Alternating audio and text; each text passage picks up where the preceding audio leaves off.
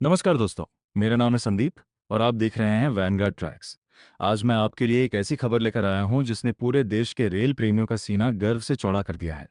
सालों से हम जिस मुंबई अहमदाबाद बुलेट ट्रेन का इंतजार कर रहे थे, उसे लेकर एक बहुत बड़ा बदलाव आया है। आज की सबसे बड़ी खबर यह है कि भारत की पहली बुलेट ट्रेन जापान की तकनीक से नहीं, बल्कि हमारी अपनी स्वदेशी भारत में बनी BEML-B-28 ट्रेन के साथ शुरू होगी। संसद में रखी गई रेलवे की स्टैंडिंग कमेटी ताज़ा रिपोर्ट में यह साफ कर दिया है कि जापान से ट्रेनें आने में कुछ तकनीकी और खरीद संबंधी चुनौतियां आ रही हैं।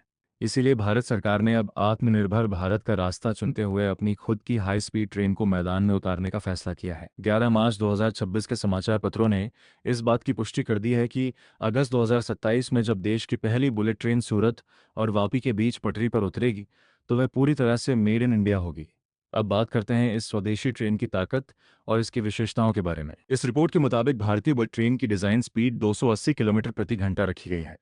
शुरुआत में इसे 250 किलोमीटर प्रति घंटा की रफ्तार पर चलाया जाएगा, जिसे आने वाले समय में 320 या 350 किलोमीटर प्रति घंटा तक बढ़ाया जा सकता है। फिलहाल बेंगलुरु की BEML फैक्ट्री में ऐसी दो ट्रेनों को तैयार करने का काम जोरों पर चल रहा है।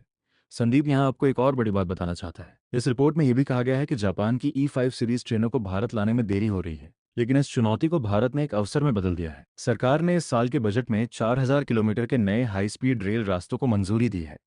अगर हम अपनी ट्रेन खुद बना लेते हैं, तो हम बाकी रास्तों जैसे दिल्ली से वाराणसी, मुंबई से पुणे और हैदराबाद से बेंगलुरु तक भी अपनी ही ट्रेनें दौड़ा पाएंगे। इससे न सिर्फ हमारा पैसा बचेगा, बल्कि हम दुनिया को अपनी इंजीनियरिंग की ताकत भी दिखा पाएंगे। एक और चौंकाने वाली बात इस रिपोर्ट में सामने आई है, वह है इस प्रोजेक्ट की लागत।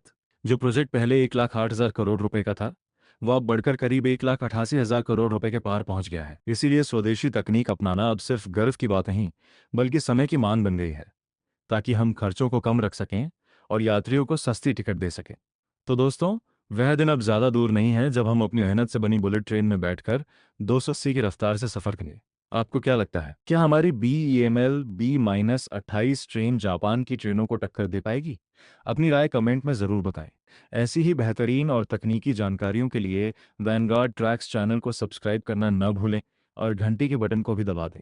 मिलते हैं अगले वीडियो में।